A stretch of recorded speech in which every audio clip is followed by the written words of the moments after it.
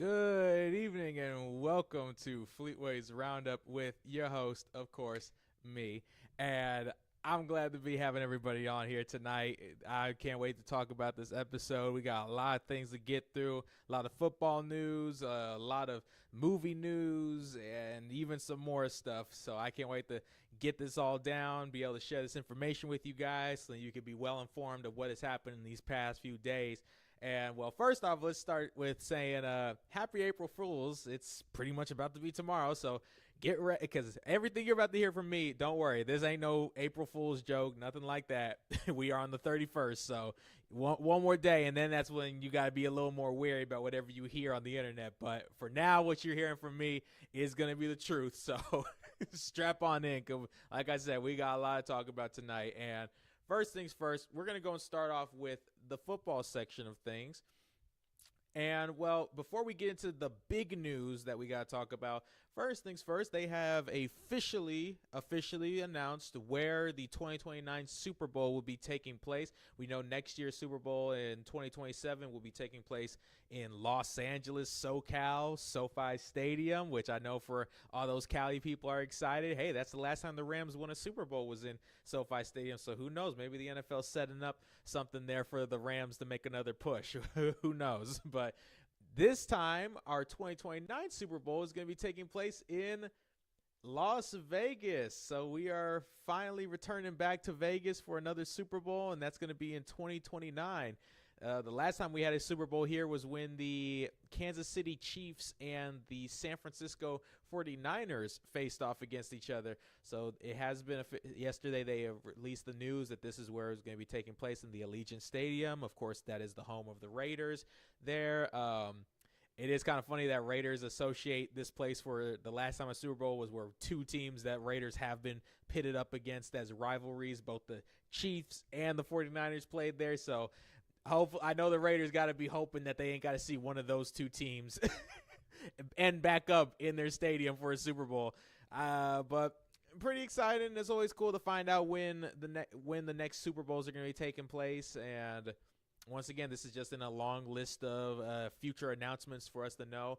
I mean, while it is interesting knowing everything that's gone down for the Raiders ending up in Las Vegas, their stadium's a really nice one. So I know for a fact that it'll be a nice looking, if you can at least count that it's going to be a nice looking stadium to look around, see everything, and enjoy that Super Bowl there. It's just going to now be who ends up going. And I mean, we can all have our predictions. I'm definitely not going to say any of mine because as last season proved, no predictions of mine ever came. None of mine came true because last season was just a wild card of events. And speaking of wild cards, we got to talk about this wild card news. As this past couple days, we have had the annual meeting go down for the NFL. This is basically a big get-together where a lot of the owners and coaches of teams all gather around to share news about the future, kind of share news about their teams and where they're going to be moving forward. For example, like some of the little small news that's been breaking out, you've had the general manager of the Eagles, Howie Roseman. He kind of addressed the whole A.J. Brown situation about him possibly being traded and no longer being a Philadelphia Eagle moving forward. Of course, he, as any GM should, he has shot down any of those rumors, saying that as far as he's concerned, A.J. Brown is an Eagle. They have no plans on moving on from him. We'll see as time goes on, but hey, that's how they got to do things. Another one was the general manager, Andrew Berry, for the Cleveland Browns. He was asked once again, as always, if they would be possibly considering moving on from Myles Garrett. He, of course, is saying he doesn't want to waste time talking about that and wants to talk about other stuff, but it's like, come on now. People are going to be asking those questions, especially after everything that went down with Max Crosby and stuff. So, people are going to keep asking those kind of questions. And before we talk about what you're seeing on your screen, I know you're reading it as I'm talking here, but another one, the head coach for the Los Angeles Rams, Sean McVay, he broke down and kind of confirmed some rumors that Davante Adams, formerly a Green Bay Packer, New York Jet, and Las Vegas Raider, Davante Adams, there was talks, there were considerations that they would possibly be trading him away from the Rams to another team.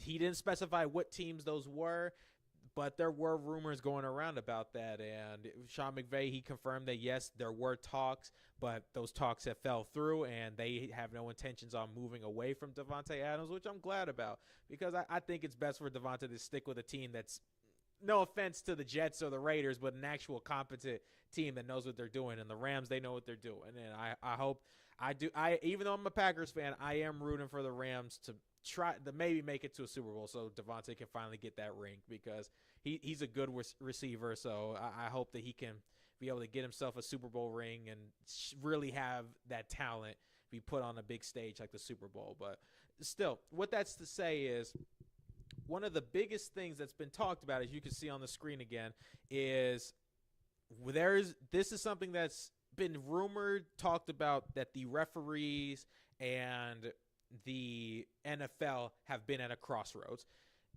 There's supposed to be a new deal going in place where a new contract is made for these NFL referees to officiate these games for the NFL moving forward. But the problem is that they're at a standstill. This has been rumored, but it wasn't until finally yesterday that the news started to break about where they're sitting. And as you can see, and I'm going to read it off here for you because I know my picture is kind of blocking out some of the words.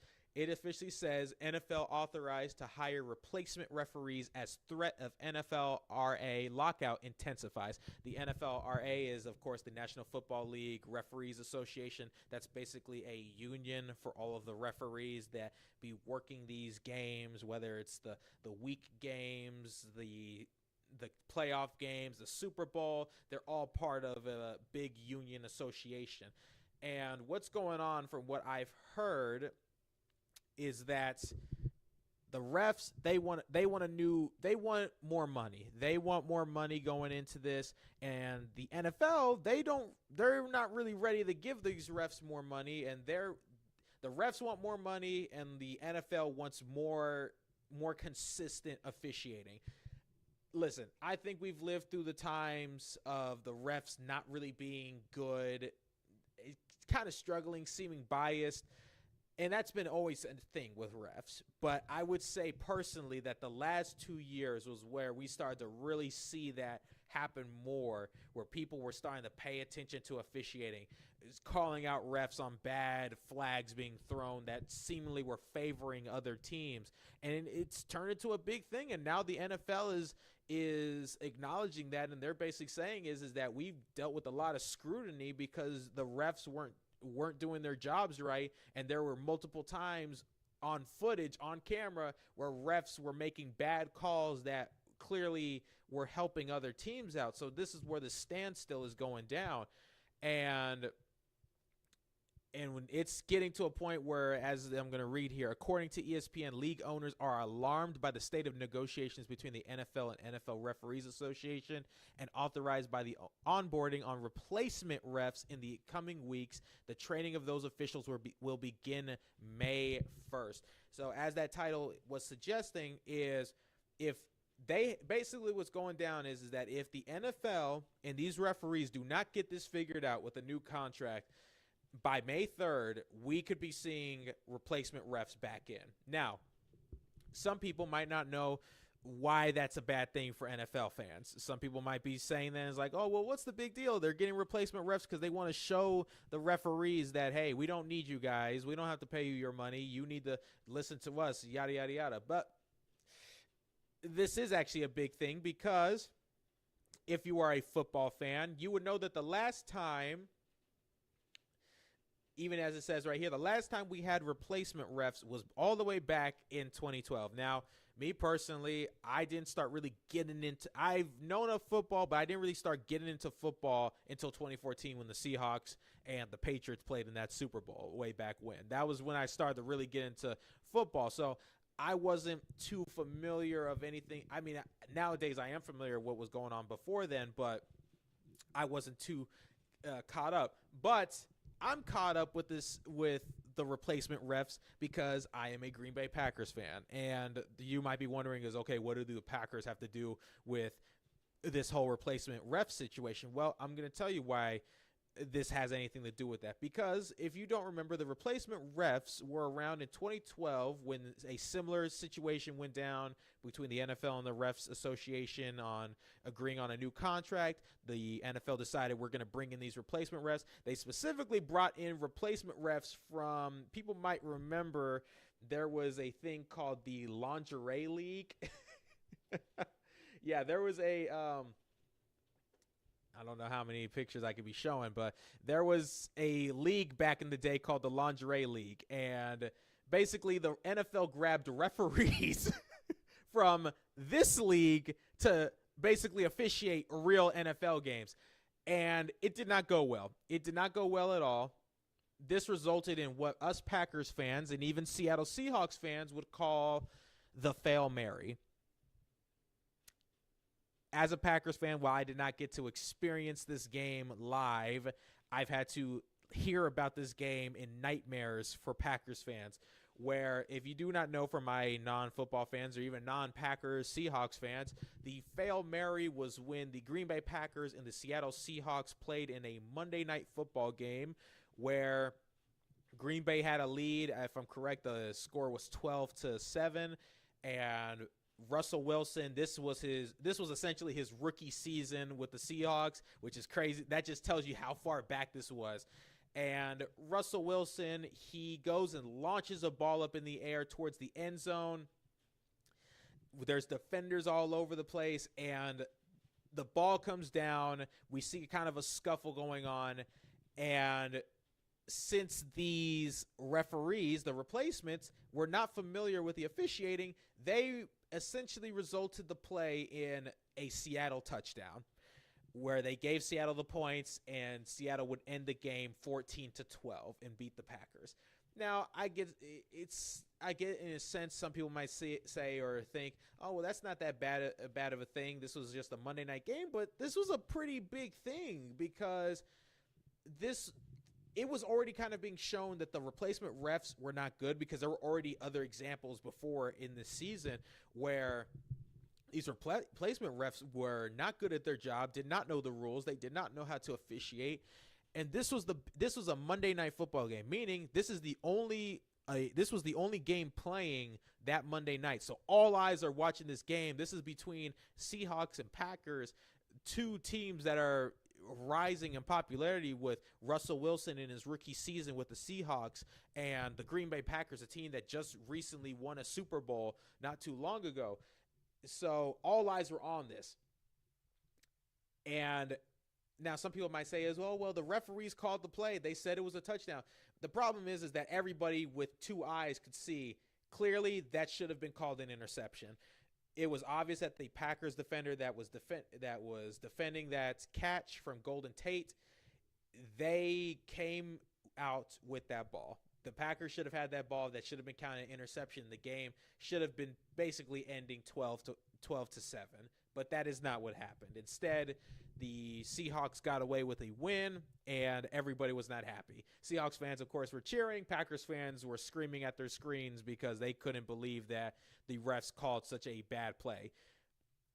And to this day, it's still seen as such a bad play, where that is what like I said, this is not some fan-made term or anything like that. No, this is official. The NFL refers to this game, that play, as the Fail Mary, because it was ruled as a catch, reception, and touchdown, when clearly all the evidence pointed to clearly that it should have been.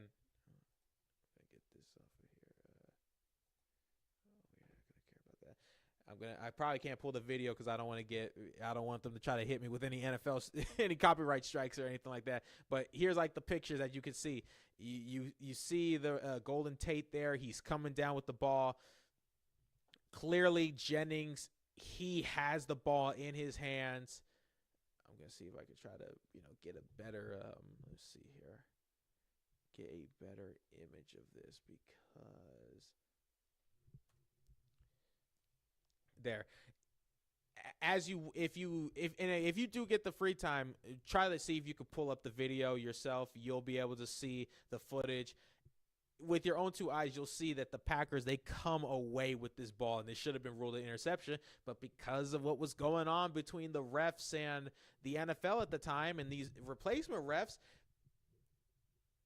they called it a touchdown. So you can see where the problem and why NFL fans are a little worried and a little scared about the idea that replacement refs could be coming back into the league if this situation doesn't get solved.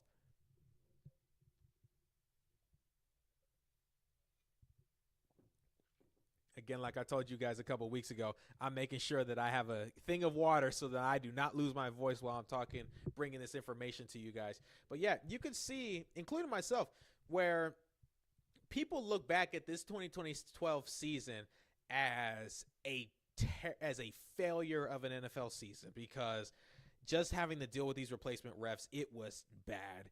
It was bad. And this wasn't the only offense. I mean, there was other situations where apparently a flag happened during one game, and one of the replacement refs threw their hat on the ground, and an NFL player slipped on the hat mid-game. Like I said, these guys weren't trained. It was even revealed they did not properly train these guys to do their job. And so you can see where people are like, we don't want replacement refs again. If we get replacement refs, we're going to deal with similar situations like we did back in 2012. And if you thought the last two seasons were bad with biased calls and etc. going in teams' favors, imagine seeing this with these replacement refs that don't know what they're doing. Now, the NFL, they're releasing statements saying that they do intend, that what the reports are is that they intend on making sure that these referees are properly trained so they can know how to officiate properly, and that with the assistance of technology, because there's been now with a lot of officiating and flags and rule callings, it's made by technology, AI, and all that kind of stuff. So they're seemingly getting a little cocky and being like, hey, we can handle this. We're more prepared this time. And I hope that's not the case. I don't want to, like I said, I don't want to deal with replacement refs. We've already seen enough of them. I hope they can reach an agreement between the NFL and the referees, get them the pay, or either get them their pay, and especially the refs agree that they'll do better at their job, because I can see both sides. I can see that they're like, we want more money, but I also see where the NFL is coming from, where it's like, well, we want more consistency, and you guys haven't been consistent these last couple of years, and we want to see that more, especially if you guys want your big paycheck like you guys are asking. So, like I said, you can share your opinions in the comments of the chat. What do you think about the idea that replacement refs could be coming back essentially a decade later? Do you guys trust the NFL to train them properly, or do you think this could end up like what we had us NFL fans had to deal with all the way back then in 2012? Like I said, share your opinions on that, but we're going to keep this train moving and go on to our next topic here. And that is, we're going to talk about some Mario stuff. As I said in the title, the Super Mario Galaxy movie will be releasing in one day tomorrow on April Fool's, which is, that's an interesting day to be releasing your Mario movie and stuff, but still, it's weird even that's coming out on a Wednesday. But yeah, the Super Mario Galaxy movie is going to be releasing, and as you can see from this picture, well, first off, this was going to be the big thing to talk about Tuesday, but there's been so much stuff going on with this Mario movie, and that's going to be one of the other topics we're going to talk about, is that there's now the when there are, I'm going to break this down for you guys, when there are reviewers and people who go to see these movies early, they're able to watch them, but they can't say anything about the movie until a certain point in time that they're given permission. I forget the specific terminology they use for it, but there is a point in time where they're allowed to start discussing about a movie, not in full detail, not going to spoilers, none of that kind of stuff, but they're able to give their reviews for the film. And today was kind of the embargo. That's it. The embargo. And today was the embargo. A lot of reviewers have been putting their reviews in for the movie, and it's been a mixed bag. But before we do get into that, as you can see on this picture here, last week, Wednesday, there was the big reveal that Fox McCloud from Star Fox is going to be in this movie. And when I found out about this, I was flabbergasted. I was like, "Are you serious? This is the Mario Galaxy movie. I mean, what is Fox McCloud doing here from Star Fox, a non-Mario property, popping up in this Mario movie?"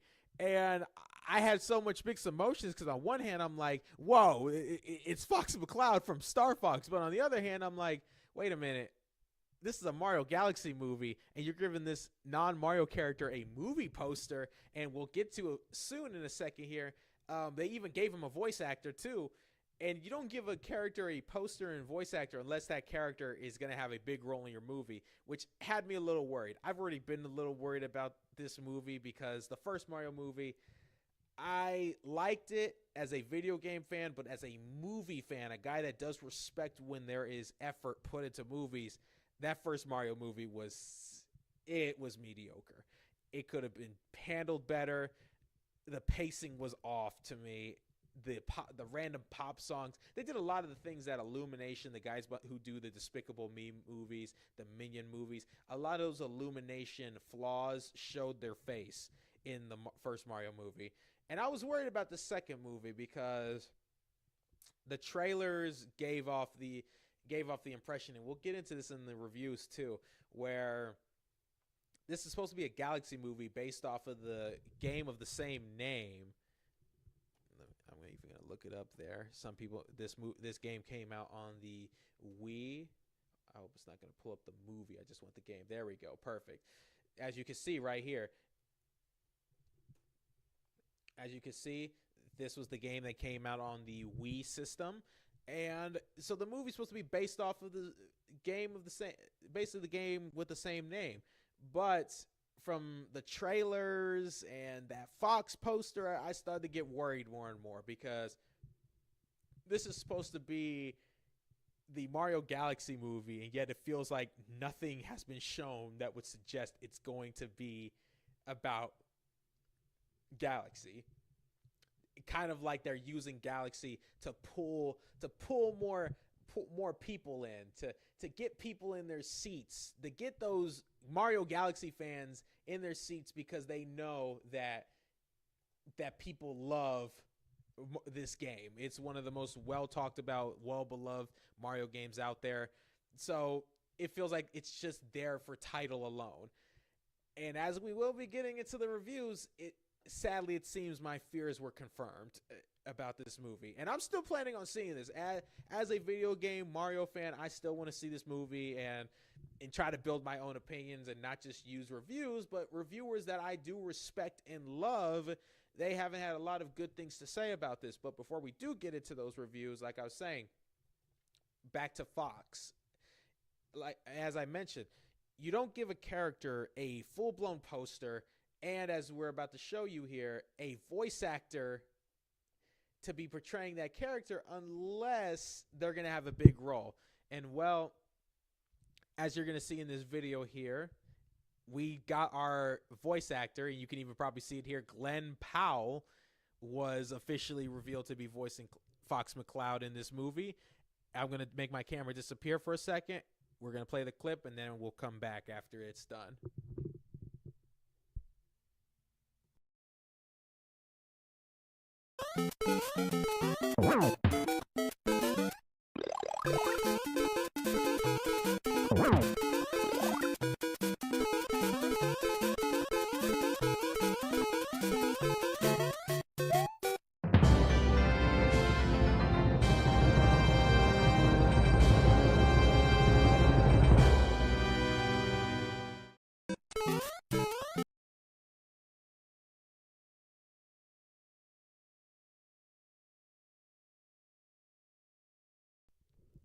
As you saw, there is Glenn Powell dressed up as Star Fox, like we saw in the previous picture.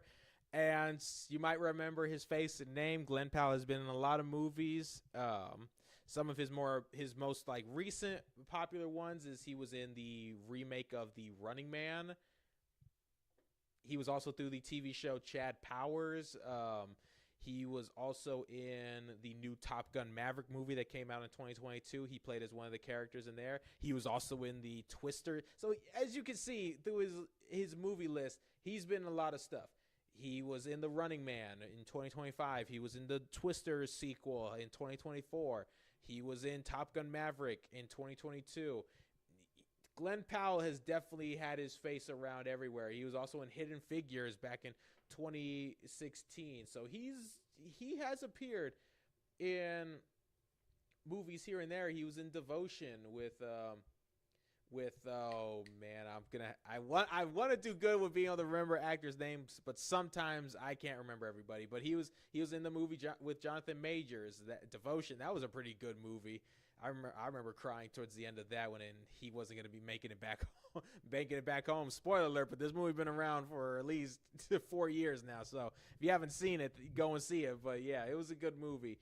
And so he's going to be voicing Fox McCloud, and I think that's a good casting. I think I will have to see when I go and see that movie, but he's been a guy that he's played a lot of those cocky characters in Fox McCloud in his games. He is a pretty like arrogant, cocky guy, but he's also pretty good at what he does as a pilot. So I'm excited to see how he brings Fox to the screen. And I've even heard in the reviews that Fox is actually really good in the movie, that he actually steals the show when he pops up. But that's where we're going to get into the negatives here. Now, before I get into that one, I want to first talk about one of the reviews from a personal favorite reviewer of mine. He has never steered me wrong on most movies. When he releases the review, I typically share a lot of the same feelings as him. There's sometimes that I haven't shared the same personal feelings. I've had other different opinions because, I mean, that's what I kind of expect when I go into movies, not to always one-for-one agree with other reviewers. But typically when he releases a review, I'm more inclined to agree with what he has to share.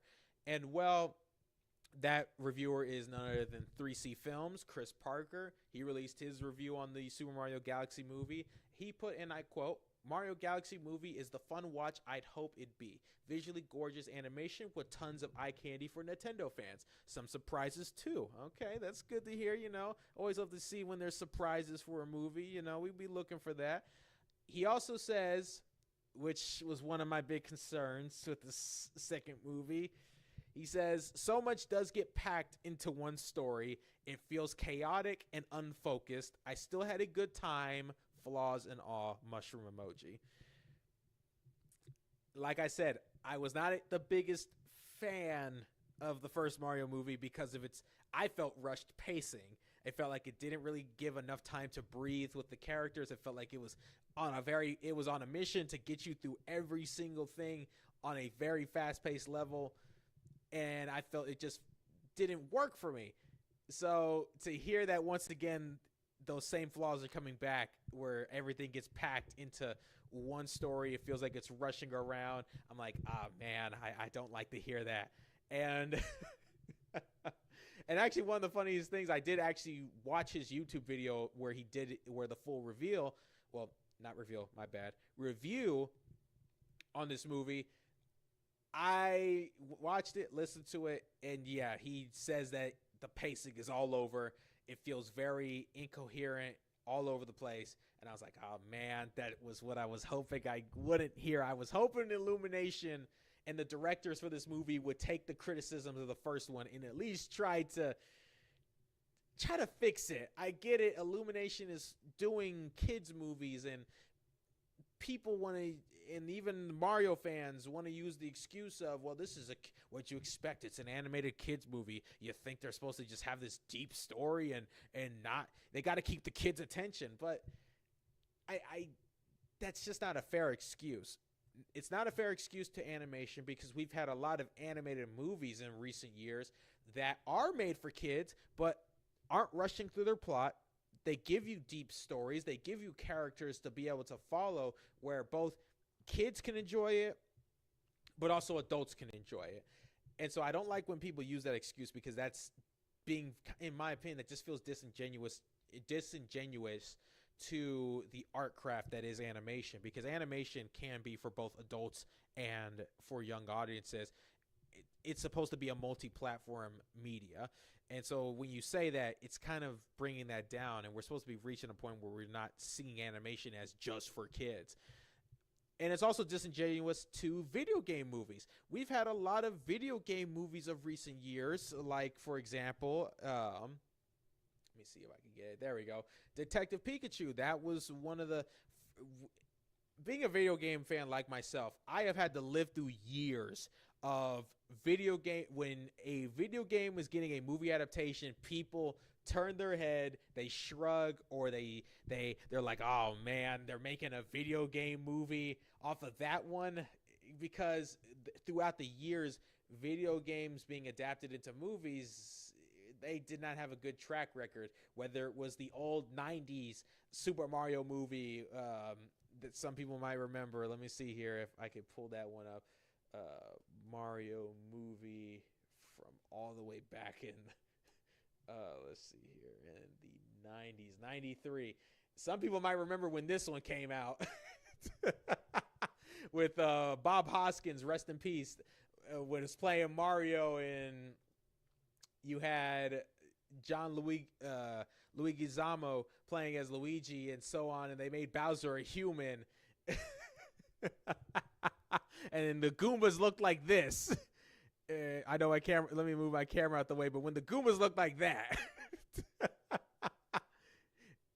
yeah, this was a Goomba. That was one of these things. Don't you see the resemblance, guys? But my point being made is, years video game movies were seeing that they couldn't be done right. They couldn't be done justice. Either it was for the fans or it wasn't for the fans, but critics liked it, or even it wasn't for the fans and critics didn't like it, like Doom with Dwayne Johnson and all those Resident Evil movies with Mila Jovovich, etc., etc., etc. But as I showed back in 2019, we had Detective Pikachu showing that video game movies are starting to find a nice medium that could be both for video game fans and also be for critics. And one of the biggest ones back in 2020 when COVID was about to hit, we had the Sonic the Hedgehog movie. This was a movie that, yes, it was a bare bones movie. Some people may even remember Ugly Sonic when they first released that trailer and he was going to look like this. I am glad fans bullied Paramount into changing their decision. And that decision would give us the first Sonic movie with Jim Carrey, etc. And we're now about to reach the fourth. To think that we went from a place where video game movies were pandered and no one liked them and everybody associated a video game movie with low quality, and then we had the first Sonic movie where both critics and fans liked it and enjoyed it and thought it was a good, decent family movie, to then we had the sequel, Sonic 2, a movie that was able to pick up where the first left off, but it started to bring in more of the video game aspects where fans really were starting to fall in love with these movies, and critics were still like, okay, this is not bad. We could get with this. They set up something that we can kind of follow and agree with. And now we've had the third movie that was honestly the best out of all three. So you can see where that excuse of it's made for just the fans or it's made for just kids, it just doesn't hold any weight, because we've had movies come out both in animation and video game movies where they've proven that you can find a middle ground where both the critics can enjoy it and the fans can enjoy it. And that's just what I want to see. And when I look at these reviews, this is another one from Nintendo Land where he says, listened and read dozens of reviews for the Galaxy movie. This is basically what he's gathered. Let me move my camera here so you guys can read along with me.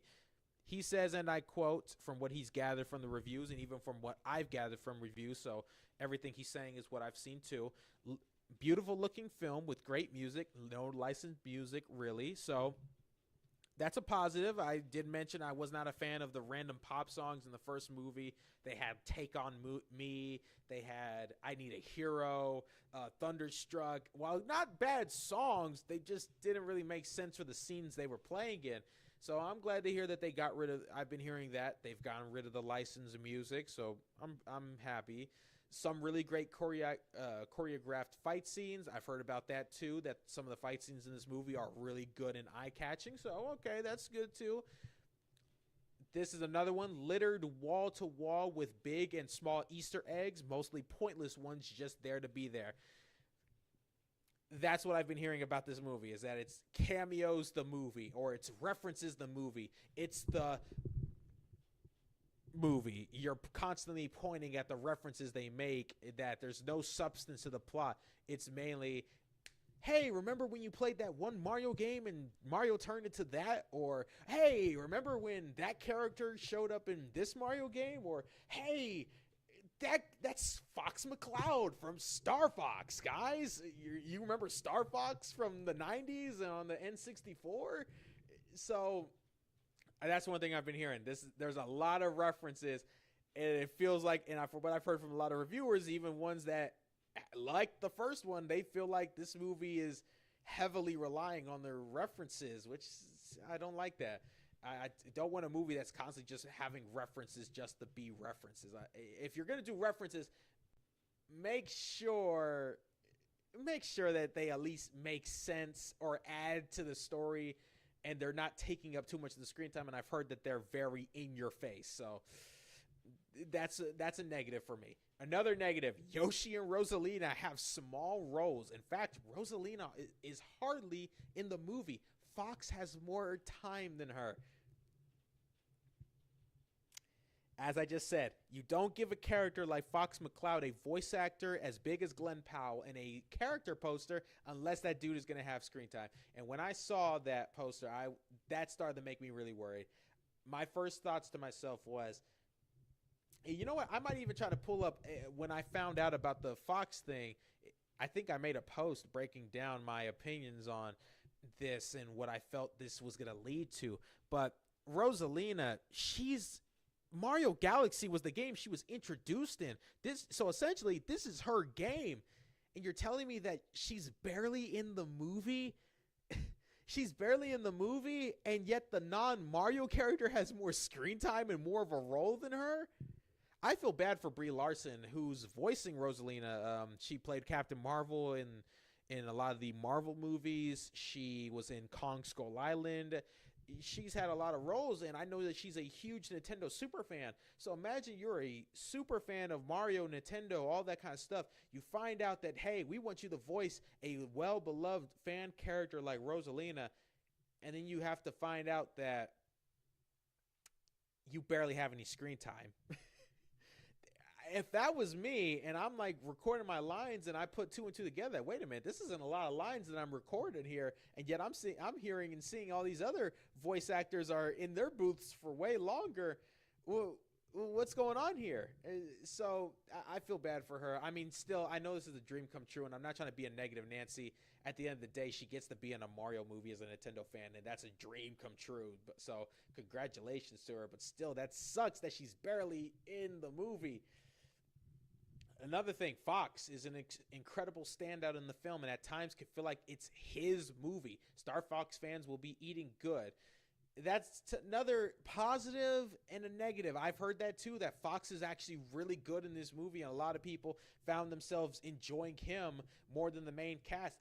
But that can also be a negative because, like I said, this is the Mario Galaxy movie, not the Star Fox movie. So I feel like I shouldn't be going into a movie where I'm supposed to be loving and following the Mario characters, and yet I'm finding myself following and loving the non-Mario character. It was kind of like when I saw, I think 2021's Scoob. It was a Scooby-Doo movie that came out around that whole pandemic era, and in that movie, it was a Scooby-Doo movie, but it was also like a big setup movie for the like a supposed Hanna-Barbera universe. If you don't know Hanna-Barbera, that is all that's the Jetsons, the Flintstones, Captain Caveman, Magilla Gorilla, the Great Grape Ape, etc., etc. Those were all Hanna-Barbera, and essentially that Scoob movie was setting up this big connected universe, which, as much as I love the MCU, I do have to agree with the criticisms that the MCU, which is the Marvel Cinematic Universe, if you cared, I do feel it had a negative effect on the movie industry, where now every studio feels like they have to do a universe.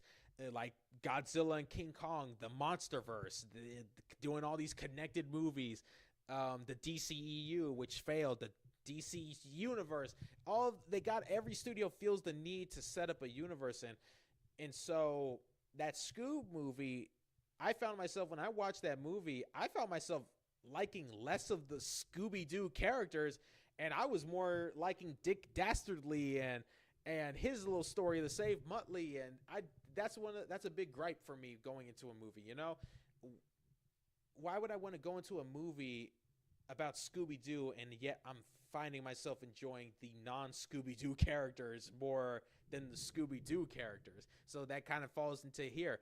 I don't like hearing that there's more enjoyment to be found in the non-Mario character in a Mario movie. And some of the last notes he puts doesn't really feel like a Galaxy movie, mostly a mashup of other games, which I feel the trailers did start to give me that worry. A lot of other Mario games are referenced and not enough Galaxy references. Really no plot here at all. Jingling keys strikes again. If you don't know what that means, this is the term we use for when a movie basically puts references in your face. And like I said when I was pointing at the camera, the jingling keys, woo! Ooh, look, there's a reference. Hey, guys, look. I'm jingling the keys in front of you. Here's a reference. You see that? Reference. You see how that could kind of get annoying if you're watching a movie? And that's another thing I'm hearing, jingling keys. So that's another concern for me. Super fast-paced and crowded. Another concern, as I said before, movie is mostly for kids and diehard fans only. And man, I just want video game movies to be for the fans and to be able to be acceptable and entry point for critics to be able to go into those movies and be like I said with the Sonic movies, a movie where critics can go in and be like, you know what, you did a solid job making me get invested with these characters, this universe, all this stuff. I'm liking what I'm seeing here. And I'm seeing that these fans, they're getting super excited. Okay, I'm excited to see what's coming up next. That's what I want. And so they constantly be getting a lot of these video game movies, whether it's this Mario Galaxy movie or even the Five Nights at Freddy's 2 movie. I want these studios and directors to look at this and be like, let's try to improve so we can make this for both the fans and the critics. And sadly, the Galaxy movie is sounding like it is only for fans and kids. But like I said, I still plan on seeing it. I'll probably, once I do see this movie over the weekend, whenever I get the chance, on Tuesday next week, I'll probably post my review as part of the show. It's kind of give a breakdown on how I felt about the movie, if I liked it, if I would recommend it, and for you guys to know future reference if you should see it or waste your money. But hey, what do you think about all these reviews? Do you think that this is signs for disaster, or do you think that this is maybe we're blowing things out of proportions? Who knows? But I've shared my opinions. We'll have to see for sure. But moving on to animation related stuff here. Moving on to the animation side of things, we're going to talk a little bit about Disney. Two big Disney things kind of going on here, and those big Disney things being, let me see, I have made that, but hold on, sorry about that, because I had another post. I'm going to have to find it again, but back to it. Pretty much one of the things that was talked about here was you remember a couple weeks ago I discussed about how Disney was pulling away from their Sora AI deal for $1 billion. That Disney was backing out of it. We talked about it, big win for animation and artists. This is a win. Well, there's been a little bit of a breakdown going into this. The details on the death of this whole OpenAI Sora thing was, first off, video generator was losing $1 million per day. That's insane, man. That $1 million has to go into making these slop AI videos. It's crazy. It had fewer than 500K users, which shows that, like I said, a bubble is popping. People are starting to be less and less interested in AI-generated videos and are wanting more real human content. So that's a win, at least. That's a win to see that clearly there's a decline in AI-generated content. But $1 million per day, that's insane. To be spending all that money when you could be spending that money on actual animators and artists to do work for you, people that could use that money, especially considering the day and age that we're in when it comes to expenses and taxes, etc., etc. But I digress. Another thing that was reported, Disney execs were informed of the shutdown less than an hour before it was announced. Disney is now in talks with over a dozen companies to implement AI. The Sora team is shifting focus to longer-term bets like robotics.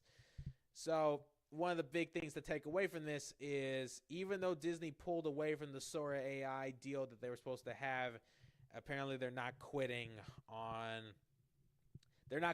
the idea of making AI generated videos, which is like, oh boy. We had a win, but now Disney is still looking to try to make more generative AI videos, and everybody's a little disappointed in that. One video I had to talk about was this one here, where someone was like, "Sorry, AI is dead." Oh wait, Disney is just using a different AI. Where there's been this meme going around on Twitter where they take this clip from the Angry Birds movie and play the "Ain't No Mountain High Enough, Ain't No Valley Low" from Chicken Little, where it's supposed to be like a celebration video. A celebration video of when something good is happening, and they did it like this. I'll play it in the background here with my camera so you guys can see how it is.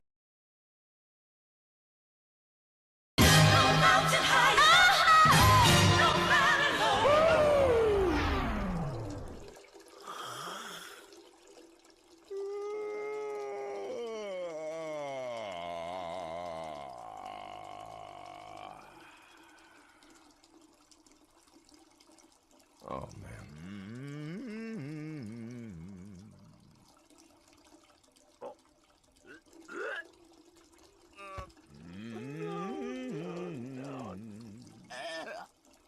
Ugh. Horrible turn of events. Horrible.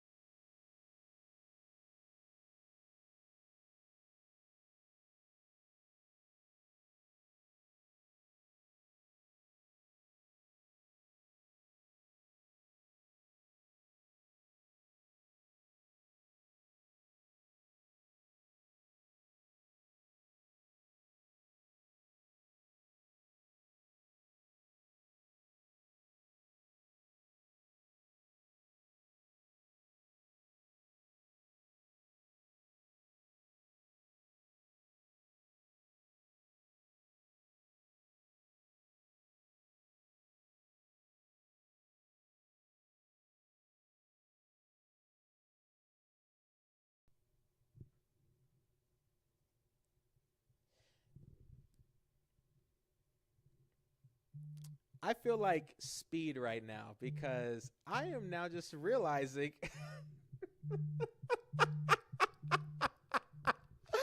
Oh my goodness, you gotta be kidding me. I got my audio off this entire time. I don't even, oh my Lord. How long have I even been talking? I'm over here rambling and stuff, talking about this, and you're probably not even knowing what the heck I'm even talking about.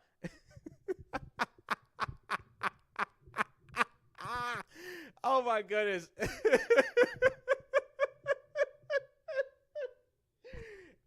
Listen, see, I'm not even going to panic about that kind of stuff. I'm not one to panic. I'm going to keep the show going as I need to keep it going. But as I was saying, from anybody that couldn't hear what was on my audio, which I do apologize for. I guess I had that muted when I had one of the previous videos going down. But I was just talking about the whole AI. Yeah, for a few minutes. You might have to even tell me in the chat when was the last part that you heard my audio go out, because I might have to try to retrend anything. But until I do see that, I was kind of going over the whole breakdown with Disney retracting from their whole Sora OpenAI agreement, how it was looking like a win, but sadly Disney is looking to still continue finding more studios to make generative AI content. And of course, as you see on the screen here, we were talking about that they were looking for voice actors to get involved with putting your voice out there, etc. People are excited, but you can see, and even as I was scrolling down showing the comments, someone was saying that, hey, wait a minute, you might want to take more looks into this, because you might be so excited to voice for a big studio like Disney, but okay, so it went out right after the video you showed finished. So the one from Angry Birds, the Mighty Eagle scene and stuff, if that's where it cut out, then I can work with that, because that means that a lot of it wasn't missed. But as I was saying, a lot of people are so eager to put their voice reels and put their voice out there on this website for Disney. But you need to remember, this is Disney we're talking about, the same Disney that's trying to work with these generative AI studios, meaning that if you're not careful, there is a chance that there could be some, okay, so that's good. That's good. That means I didn't miss out too much. But pretty much what's going down here is you could be submitting your video, and if you aren't paying attention to the proper NDAs or anything on that website, Disney might have something in there saying, well, guess what? You don't want to be in an AI generated video having your voice being used to say whatever we want it to say when we put it through the machine. Too bad. You signed that NDA and submitted your video, submitted your voice over to us, and we could do whatever the heck we want to do with it. And that's not good. That's not good at all. I hope that's not the case. And even other voice actors, I'm going to actually try to see if I could pull up this one bookmark I took from a voice actor. Let's see here. Where is he? Baldwin Voices. He's a voice of Harley Sawyer in a indie game called Poppy Playtime. He was posting, talking about this whole Disney thing and the excitement about it, being highly excited, but he has kind of warned his fans, like, wait, you might want to take fewer looks. And another person talked about seeing a lot of people concerned that auditions will be used for AI training. Disney has dabbled in AI, but I highly doubt they would use it for scraping. So I want to compile what I can to find assuage those fears in a thread. I'm not going to go into that thread because I don't want to go over the length of the episode, but still, they're breaking this kind of stuff down and at least giving people a heads up and warnings like, hey, don't go rushing into this without at least knowing what you're getting into. More people, at least we're seeing as I'm looking on here, clarification that this isn't for AI voice preload and other potential issues would be helpful. I know we're all thinking the same thing, same skeptical things. And yeah, I'm very skeptical too. I was ready to go on there, submit my voice reel and be like, hey, maybe I have a chance to get in with Disney. But at the same time, I'm definitely skeptical, and I'm probably going to wait a little longer until I at least know the full story, know the full breakdown of, hey, are they going to be using your audio for AI training? Because I don't want that. I do not want my voice being used for any kind of AI. I don't want to sign any kind of NDAs where they can use my voice however they see fit. That's not going to work for me. I'm very anti-AI. I will always be anti-AI, and I will be making sure that my likeness, my face, whatever voice does not get used without my permission, and that I'm the one who's actually voicing it, not some machine. So yeah, that you're going to have to share your opinions in the comments and chat about that. What do you think about this? Do you think that this is trustworthy, or do you think that people need to be very concerned or at least be very weary about this whole audition for the voice talent? Like I said, I shared my opinions. You have the floor to share yours. But as we're getting ready to move on to some of our final topics, we're just going to briefly kind of go into a rundown, as today was a big day for trailers. A lot of movie trailers came out. Our three trailers we're going to talk about was one for Masters of the Universe, which is, of course, He-Man. Backrooms, the very long anticipated movie coming from A24 and Kane Pixels, based off of an indie series on YouTube that blew up in popularity, involving with people getting trapped in these yellow rooms where there's no escape. Every time you go into a new room, new things get generated from stuff that would be seen in the real world, malls. It could be anything. That's one trailer we're going to talk about. Supergirl had its first trailer released today. I know there's an earlier trailer, but we had our first official trailer, and those trailers we're going to go and break down. The first one we're going to talk about is the Backrooms trailer.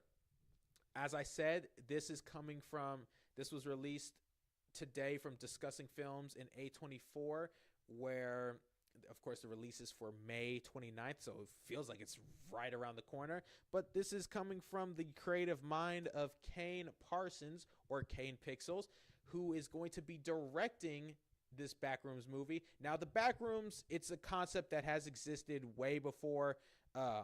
It has existed way before he started doing his series on YouTube, but he is what made it popular. And I've seen the series. It's a good series. It does a really good job at building suspense and tension, because you're just seeing these guys walking around in these yellow rooms and stuff, and you don't know. You don't like this image right here. This is kind of one of the images to. Oh, let me move my camera out the way.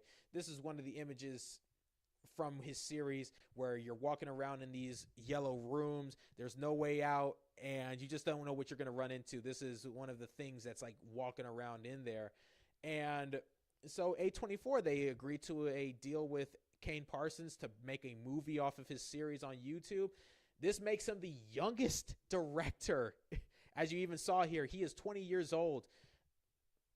He'll be 21 this year, which is crazy. I mean, when he started directing this movie, he was 19, guys. This is the youngest director actively working right now. A 19-year-old who gets to live out his dream of making a movie based off of his YouTube series. Congratulations to him. I hope that this movie does good in the box office. I hope that they didn't wait too late, because the Backrooms, that series has kind of gone a little quiet on YouTube. Now, there's not really people talk about it. People use the images for memes, etc. But there's no telling how popular this is still going to be once it releases. I'm excited. I'm rooting for him, because we like to support our fellow YouTubers out there. So I'm rooting for Kane Parsons, that this turns out to be a huge success. I mean, the movie, it's got a lot of big names attached to it. Let's see here if I could pull up the cast.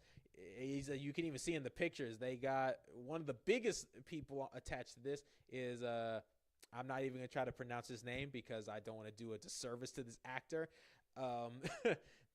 But you've probably seen him in a lot of movies, from Doctor Strange to 12 Years a Slave, 2012. He played the president in that movie. He voiced Scar in the live-action Lion King. He's going to be one of the stars of this movie. And so, yeah, they got a lot of big names attached to this, and I'm very happy for Kane Parsons. And once again, like I said, I hope that this movie does good. I hope they didn't miss the time frame of when this was at its most popular, its most peak, because sometimes movies tend to do that, where they may release something based off of a cultural phenomenon, and when it releases, it comes at a time where it's like, well, the hype has kind of died down. No one really cares about this anymore. But who knows? I saw the trailer. It is interesting. I'm not going to play that trailer for you guys. That's for you guys to look out for yourselves. But it looks good. It looks like it's going to follow through with the YouTube series one for one. And I'm excited to see what they got cooking. So you guys share your opinions and comments in the chat. Share how you feel about this. I've seen already one person is super excited in there. So you tell me, does this sound like this could be an interesting movie? Does it sound like this could succeed, or do you think that they're missing that point where it was at its highest peak of popularity? But we're going to move on to our next trailer, and that is for Masters of the Universe. Again, He-Man. For those who don't know what Masters of the Universe or He-Man is, I bet you probably have seen this guy around. You've probably seen this dude, the guy with the bob haircut, the blonde hair, the pink blazer, the muscles, the shield, looking like Conan the Barbarian. He says the phrase, "I have the power," and all that kind of stuff. They're making another movie, and I saw that first teaser trailer. It looked all right. It could look like it could be a little more colorful, but they released another trailer, and while I'm not going to play that full trailer, they did release, someone cut the trailer down to a specific clip for where we get to kind of hear Jared Leto's voice as Skeletor, which Skeletor looks good in the movie from the trailers, but I'm not excited about Jared Leto playing Skeletor simply because there's a lot of bad with Jared Leto. The dude, any franchise he's associated with, he ends up killing that franchise in popularity, tanking the box office because people don't want to support him because of all the stuff he's done in his acting career. I don't even know how this guy still gets roles, but it is what it is. I'm going to play this clip where you get to hear his voice. It's not entirely what I would have wanted to hear in a Skeletor, but you'll have to share your opinions. What do you think of Jared Leto as Skeletor? I'm going to play this clip, and we'll bring it right back. I promise I will not go mute for a whole couple minutes this time, okay? I'm fixing my mistakes, people.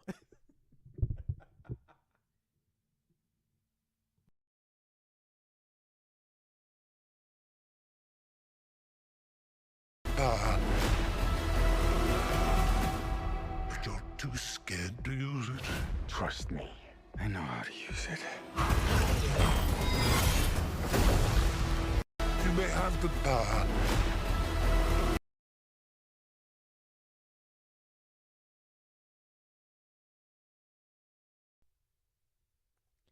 I'm going to be real. I honestly couldn't even tell what he was saying. The voice he's putting on for Skeletor, it's hard to understand what he's saying at all. And I'm just like, man, I don't even know what it feels like. He's trying to be too serious, but he's also trying to give an exaggerated voice. Because I'm gonna pull up this is of course what Skeletor looked like in the original animated series. You can see how goofy it looked, and trust me, his voice was even goofier in the original series. As I'm gonna pull that up here. Let me see. Let's see. We'll just pull a random video here of his voice. If this video will play. I don't know why you're taking so long, YouTube. Come on now.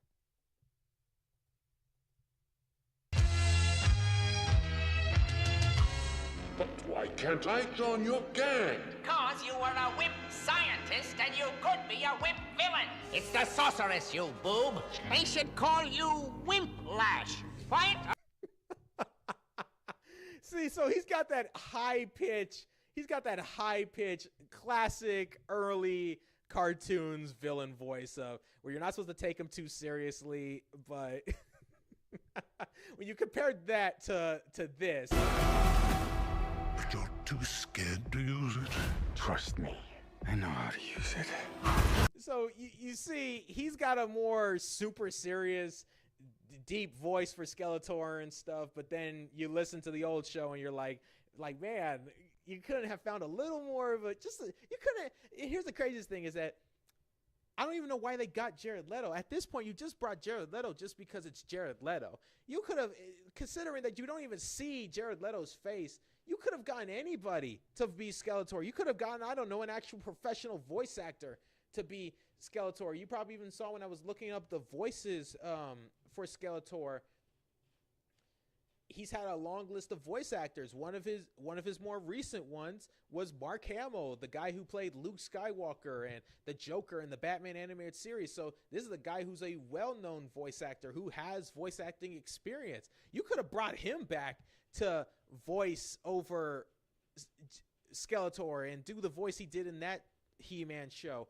So it's like I would wish more studios wouldn't put big name celebrities to movies just because it's a big name celebrity and actually get a guy or a gal that knows what they're doing as a voice actor. and has experience. And Jared Leto, you don't really have experience in voice acting. He's just a big name and a big controversial name at that. So that's another downfall for this movie that I fear with Jared Leto being involved.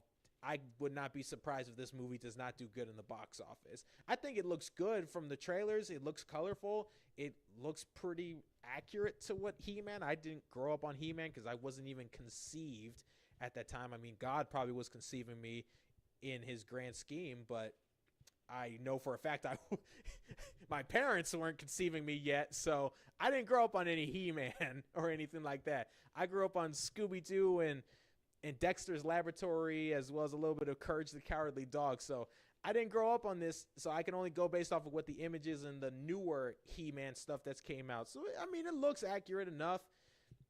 I just wish they wouldn't have made the mistake of putting Jared Leto attached to it. The dude's got way too much. He's got too much of that heat following behind him with stuff like Morbius and Tron Ares. Tron Ares was a perfect example. That movie, he was in the main lead, and that movie's box office was atrocious. The box office was so bad that it pretty much, as you can see, it was a commercial disappointment for Disney, grossing approximately $142 to $143 million worldwide against the production budget estimated at $180 to $220 million in the production. So that's how much it cost to make the movie, and that's how much the movie made. So you can clearly tell it did not live up to its hype or the amount paid. And as you can see, it's a list of Jared Leto movies where they underperform badly. Any movie he's attached to, it does not do good in the box office. Whether it was Tron Ares or Morbius, those movies just don't do well. So yeah, I will have to see if they break the curse. I don't think they will.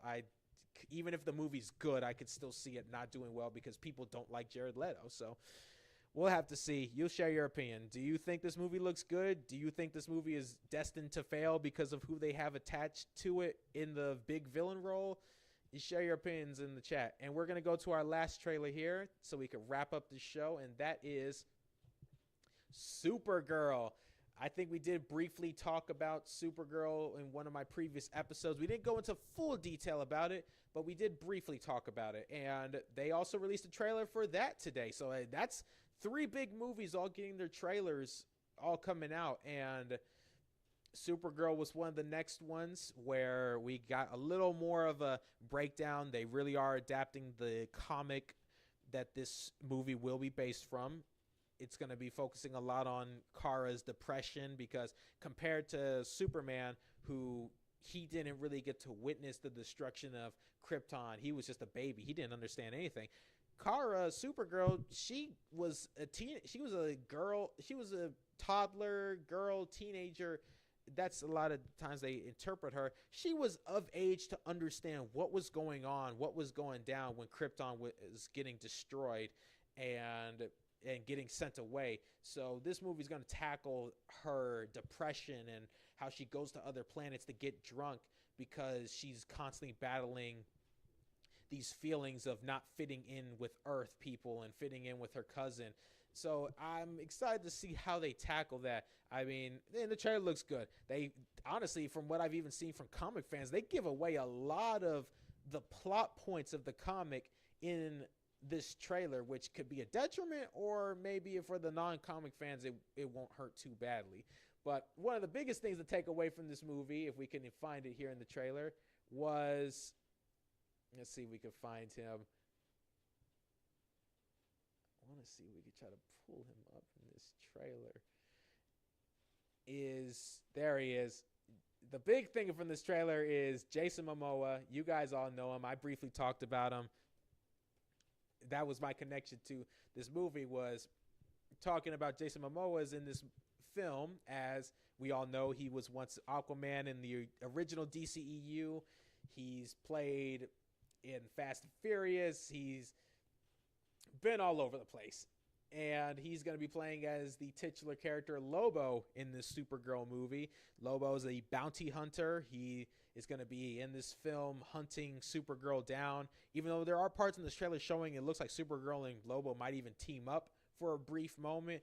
But this is the character, even before they casted him as Aquaman all the way back when, one of the characters he wanted to play as was Lobo. So he finally, as part of this new DC cinematic universe, he gets to play as a character he's been wanting to play as. He looks good. He's got the dreads. He's got the biker fit. He looks like Lobo. I'm going to try to make this mute so it doesn't play. But as you can see, he's got his bike. I'm going to see if I can try to get to another part of when he's in there. There we go. He's got his cigar. Jason Momoa was made to play Lobo, so I'm excited for the Supergirl movie. The trailer got me excited, even though it might have given away more plot points of what the comic is based on.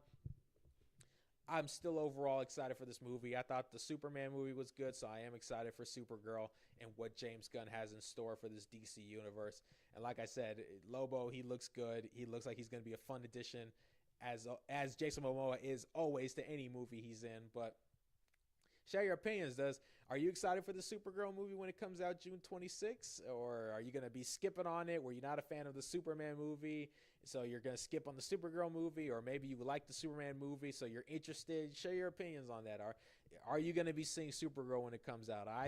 As me being a superhero fan, I will definitely be seeing it when it comes out for Lobo and for just the DC universe as a whole. But that's all we really got for tonight. I know we had a little bit of a technical difficulty where I was muted for a short period of time. I'm glad I was able to figure that out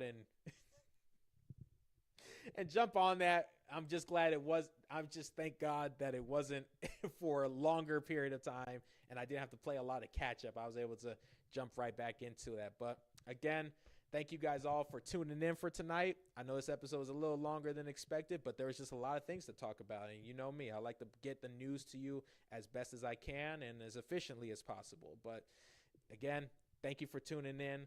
I hope that you guys have a good night. Please keep supporting me. Every win I take, any small win I take, I thank that to everybody here. I thank that to God. I thank that to Jesus. And I'm very glad that I'm able to do what I'm doing here because this has been part of a passion of mine. And I hope to keep doing this for a long, long period of time. So once again, thank you for your support. Y'all have a good night. Y'all stay good. Y'all stay safe. Love y'all. Check y'all out later.